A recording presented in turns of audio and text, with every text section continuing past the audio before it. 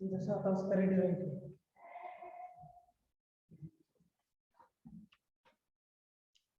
Sir कल lecture है क्या आपका? कल सर कल लेक्चर रहेगा ना? कल लेक्चर लेने रहेंगे, लेक्चर रहेंगे रेगुलर शेड्यूल के अनुसार। बस मैथ्स का इन्फॉर्म कर दिया जाएगा आप लोगों को। ओके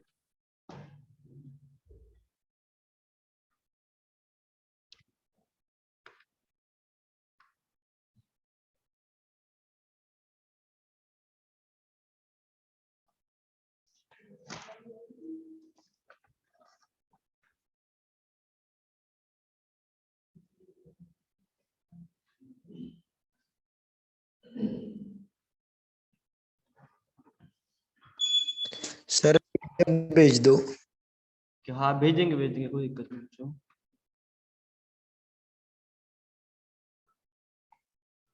कौन सा क्वेश्चन दिख रहा है कलम? ये पढ़ते नाम। यस यही क्वेश्चन था। मैंने आपको कुछ होमवर्क बताया था। कौन सा क्वेश्चन देख रहे थे हम कल?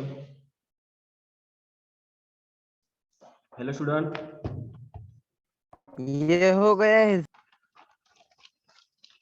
आंसर क्या बताने वाले थे आज? आंसर आप इस क्वेश्चन का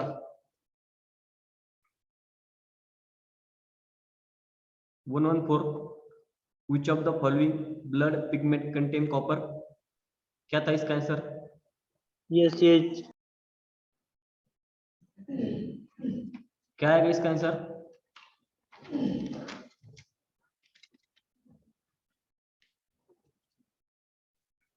स्टूडेंट खाना नहीं खाया आज किसने? वॉइस नहीं आ रही आपकी।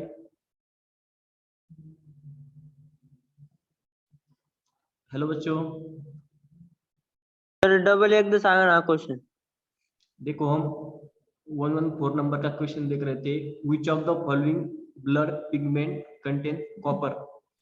यूज 4 थे हमें सभी ब्लड पिगमेंट दिए, हीमोग्लोबिन। सर सी है उसका आंसर। Yes haemocyanin. क्या आएगा इसका आंसर? हीमोसाइनिन। अब देखो मुझको बताओ, हीमोग्लोबिन में आयरन रहता है कि नहीं रहता? हीमोग्लोबिन में कौन सा मेटल रहता है प्रेजेंट?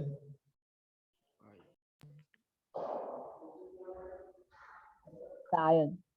यस उसमें आयरन रहता है। हीमोसाइनिन में कॉपर रहता है। हीमोइरिथ्रिन में आयरन रहता है कि नहीं रहता? सर आप बता दो। देखो हीमोइरिथ्रिन में आयरन रहता है लेकिन वो ऑक्सीजन कैरिंग का काम नहीं करता। ओके, उसमें भी हीमोइरिथ्रिन में भी आयरन प्रेजेंट रहता है लेकिन वो ऑक्सीजन कैरिंग का काम नहीं करता। अब मुझे बताओ हीमोइरिथ्रिन किस में प्रेजेंट रहता है?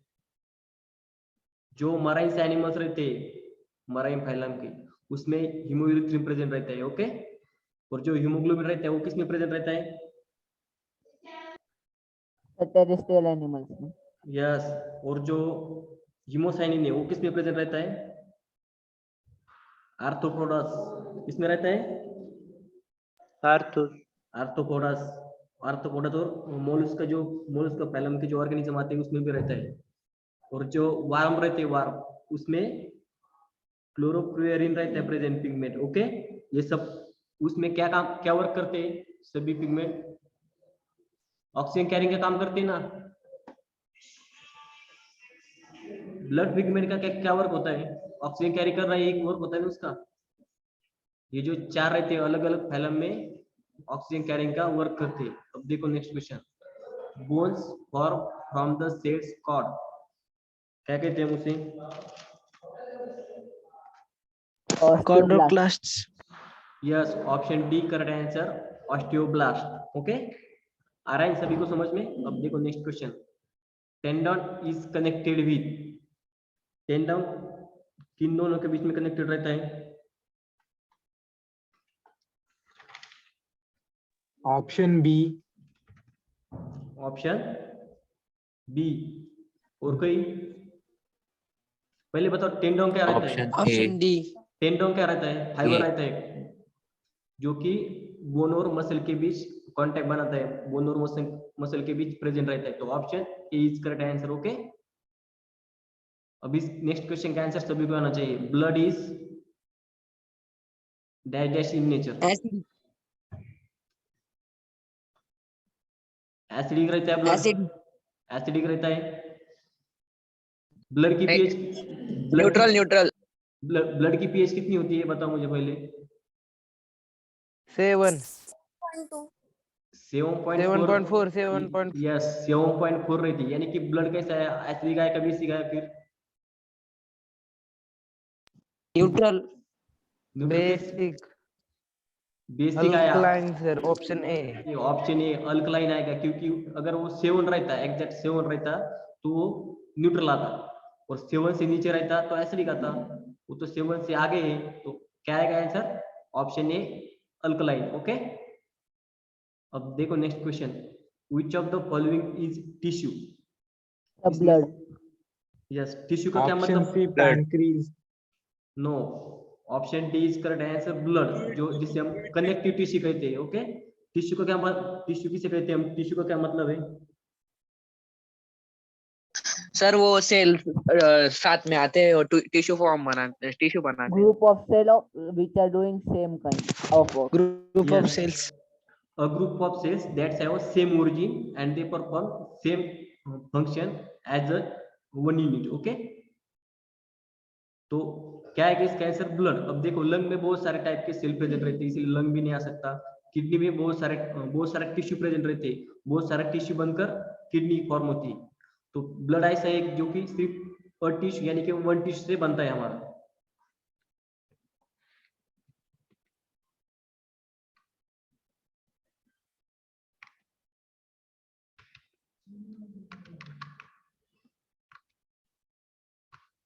देखो next question, the tissue forming glands are, जो टिश्यू है वो एक ग्लैंड बनाते हैं, उसे हम क्या कहते हैं?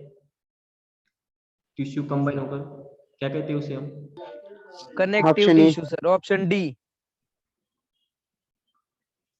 Option D. यहाँ पर ऑप्शन बी। ग्लैंड के बारे में पूछा है, ग्लैंड। यहाँ पर क्या पूछा है? ग्लैंड के बारे में। तो इसमें से कौन सी ग्लैंड है? Epithelial. Yes epithelial. Epithelial. Yes epithelial is correct answer. Epithelial क्या होता है, कहाँ कहाँ पे प्रेजेंट रहता है इपिथेलियल? हमारे स्किन के जो लास्ट कवरिंग रहती है उसमें भी प्रेजेंट रहता है, और हमारे बॉडी के जो ब्लड वेसल रहते हैं उसकी जो इनर लाइनिंग बनी हुई रहती है वो इपिथेलियल सेल से बनी रहती है, जिससे कि एक फ्लूइड सीक्रेट होता है, उसे हम इपिथेलियल ग्लैंड भी कहते हैं। ओके, जो sir production and release of saliva में भी आता ना सर, वो एपिथेलियल। हाँ, जो वेजल्स रहती है, वेजल्स की जो इनर लाइनिंग रहती है ना, वो इपिथेलियल सेल से बने हुए रहती है। अगर हमें स्वेट आ रहा है होगा ना, तो भी इपिथेलियल सेल से ही निकलता है, स्वेटिंग भी। ओके, देखो next question, a tissue is called as, इस क्वेश्चन का आंसर सभी को आना चाहिए, अभी बताया मैंने आपको। Group of similar cell functions in specialized manner. Yes, option C is correct, group of C. Similar cells function in specialised manner. Okay, mineral. देखो next question, tissue forming inner lining of blood vessels are, अभी बताया मैंने आपको, blood vessels की inner lining. Epithelial. Yes, Epithelial. Yes option C is correct answer, epithelial. अब देखो, in man thickest skin part is, जो skin रहती है उसका थिकेस्ट पार्ट यानी कि एपिथेलियल सेल का thickest thigh part thigh Thigh. कहाँ पे? Option C. Thigh. थाई का क्या मतलब होता है? Palm sir, palm. Sir thigh मतलब तो नीचे थाई ऊपर का, वो नहीं होता है सर, सोल होना चाहिए। Yes, sole is correct answer. Okay, जो हमारे पैर के जे पायाचे जे सगळ्यात खालचे जे लेअर असते स्किन, ती सर्वात जास्त जाड असते, थिक असते, त्याच्यामुळे काय आन्सर येईल याचं? सोल। ओके, थंब पण येऊ शकत नाही, पाल, पाल मीन्स हमारे जो हाथ रहते हैं उनकी स्किन, तो भी नहीं आएगा, क्या आएगा इसका आंसर फिर? सर थंब काऊन नाही येणार सर? अब थंब, अब देखो हमें क्या पूछा है, सोल, सोल यानी कि सबसे थिकेस्ट स्किन पार्ट पूछा है, थिकेस्ट, ओके। तो थंब से भी ज्यादा थिकेस्ट हमारे पैर के जो सोल का जो पार्ट रहता है वो ज्यादा थिक रहती है उसकी skin as compare to thumb. तो हमें यहाँ पर थिकेस्ट पूछा है, ओके। थिक यानी कि उसकी विड्थ ज्यादा रहेगी, ओके। देखो next question, wrinkles in old age appear due to, किस फाइबर की वजह से? एक्टिन। ऑप्शन ए अब देखो मुझे बताओ, केराटिन। जो wrinkles in old age, skin पर wrinkles आते आड्या आड्या पडतात स्किन वरती, तर ते मग स्किन मध्येच प्रेझेंट पाहिजे. हे कॅरेटिन हे कशात प्रेझेंट असतं? आपल्या नेल्स मध्ये किंवा हेअर मध्ये प्रेझेंट असतं कॅरेटिन. मायोसिन कुठं प्रेझेंट असतं?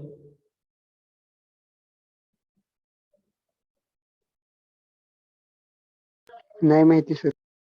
मायोसिन मसल सेल मध्ये प्रेझेंट असतं. कशामध्ये? मसल सेल मध्ये. आणि ऍक्टिन हे सेलच्या सायटोप्लाझम मध्ये प्रेझेंट असतं.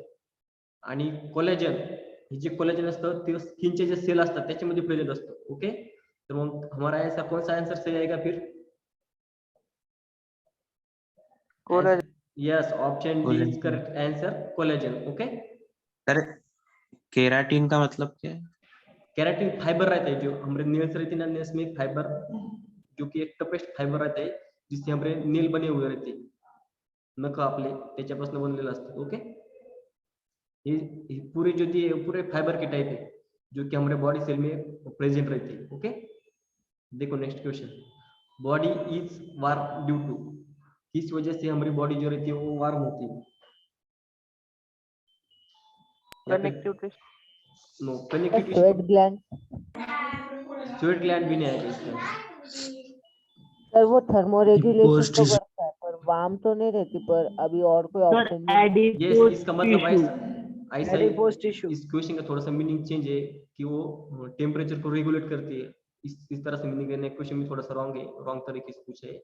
Body is warm due to, या पर ऐसा पूछा जाना चाहिए था कि बॉडी के टेम्परेचर को कौन रेगुलेट करता है या फिर कौन सी ग्लैंड उसको कंट्रोल करती है. तो उसका क्या आंसर आएगा फिर? Sweat gland. Sweat gland. Sweat gland आएगा answer. No sir, option D. Option C आएगा, एडिपोज टिश्यू है जो कि टेम्परेचर रेगुलेशन का वर्क करती है. स्वेट ग्लैंड के थ्रू तो वो सीक्रेट करती है. स्वेट ग्लैंड नहीं आएगा ना सर? नहीं आएगा, एडिपोज टिश्यू आएगा इसका आंसर. एडिपोज टिश्यू तो वो स्टोरेज ही रहता है फैट्स का वगैरह, वो तो नहीं होता है. नहीं, एडिपोज टिश्यू आएगा इसका आंसर, स्वेट ग्लैंड नहीं आएगा. स्वेट ग्लैंड क्या करती स्वेट है? ग्लैंड ही होगा क्योंकि वो जब मतलब हमारे स्वेट आता है तो उससे थर्मोरेगुलेशन होता है. थर्मो रेगुलेशन होता है लेकिन वो सिर्फ रेगुलेट करती है. लेकिन यहाँ पर मुझे इस क्वेश्चन के बारे में ऐसा लगता है कि वो हीट करनी, बॉडी को हीट बढ़ाने का काम करती है. क्या? बॉडी के टेम्परेचर को बढ़ाने का काम करती है. वार्म यानी कि वो बॉडी के टेम्परेचर को बढ़ाती है. स्वेट ग्लैंड क्या करती है? टेम्परेचर को कम करने के लिए, टेम्परेचर रिलीज करने के लिए स्वेट ग्लैंड हेल्प करती है. अब आ रहा है समझ में? स्वेट ग्लैंड का क्या वर्क है? टेम्परेचर को रिलीज हाँ करना. सर. और एडिपोज टिश्यू का क्या वर्क है? बॉडी के टेम्परेचर को बढ़ाना. ओके,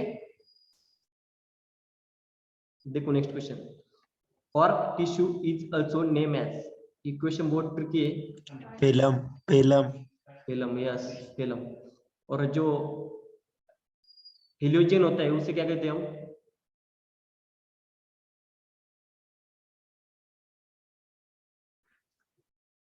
हेलियोजन को क्या कहते हैं हम? ऑप्शन डी को क्या कहते हैं?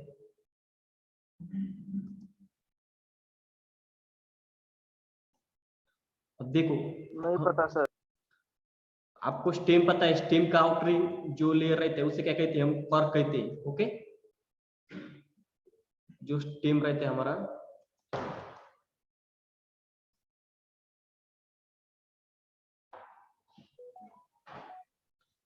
अब देखो स्टेम की जो आउटर कवरिंग रहती है,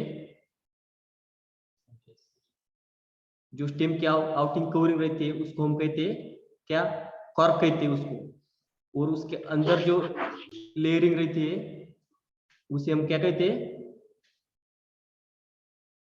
उसे हम कहते हैं कॉर्क कैम्बियम कहते हैं। ओके, अब देखो cork tissue is also name as phellem. जो आउटर मोस्ट लेयर रहता है उसको हम कॉर्क सेल्स कहते हैं या फिर फेलियम कहते हैं, और जो उसके अंदर रहता है उसे हम कहते हैं कॉर्क कैम्बियम, जिसे हम कहते हैं हेलोजन। ओके, आगे समझ में अब हेलोजन और हीलियम में क्या डिफरेंस है? हाँ सर, हाँ। ओके, अबे पेरिडर्म क्या होता है? अब देखो ये पेरिडर्म जो होता है हम दोनों को कंबाइन कर पेरिडर्म कहते हैं, यानी कि हेलियम और फेलोजन दोनों को भी कंबाइनली हम कहते हैं पेरिडर्म। ओके, अब आ रहा है समझ में? दोनों को कंबाइनली हम कहते हैं पेरिडर्म, और जो फेलोडर्म रहता है वो उससे भी अंदर रहता है, यहाँ पर रहता है फेलोडर्म। उसके भी अंदर एक जो लेयर रहता है उसे हम कहते हैं फेलोडर्म, और फेलोडर्म के अंदर हमारा रहता है फाइलम, फ्लोएम, और उसके अंदर रहता है जाइलम और पित्त, वो सब कुछ रहते हैं। आगे ना सभी को समझ में अब? ओके, देखो next question, plant cell without nucleus is किस प्लांट रूट सेल? हेयर। अब देखो रूट हेयर पूछा है मैं, क्या रूट ऑफ हेयर, हेयर के रूट में तो रहेगी प्रेजेंट न्यूक्लियस। यहाँ पर ऐसा पूछा होगा होता सिर्फ हेयर पूछा होता, कैम्बियम सेल में नहीं रहते। अब देखो cambium cell D 126 D. Yes, cambium cells में भी नहीं रहते प्रेजेंट, लेकिन अब देखो जो कैम्बियम सेल्स रहती है वो किसके अंदर आते हैं? जाइलम सेल्स के अंदर आते हैं ना। कैम्बियम सेल का ऐसा है कि कुछ कैम्बियम सेल्स में अगर कैम्बियम सेल डेथ हो जाए कैम्बियम सेल की, फिर उसके बाद उसमें नहीं रहते प्रेजेंट, और कुछ कैम्बियम सेल में प्रेजेंट रहते हैं न्यूक्लियस, कुछ में नहीं प्रेजेंट रहते। लेकिन जाइलम सेल्स की अगर हम कंपैरिजन करें तो उसमें कैम्बियम सेल्स भी आएगा और बहुत सारे सेल्स ऐसे आएंगे जिसमें न्यूक्लियस नहीं होगी, तो हमारा मोस्ट करेक्ट आंसर आएगा जाइलम सेल्स। ओके, कैम्बियम भी सही है, लेकिन जाइलम सेल्स में हमारा कैम्बियम भी आता है और उसके साथ बहुत सारे सेल्स आ जाते हैं। देखो नेक्स्ट क्वेश्चन,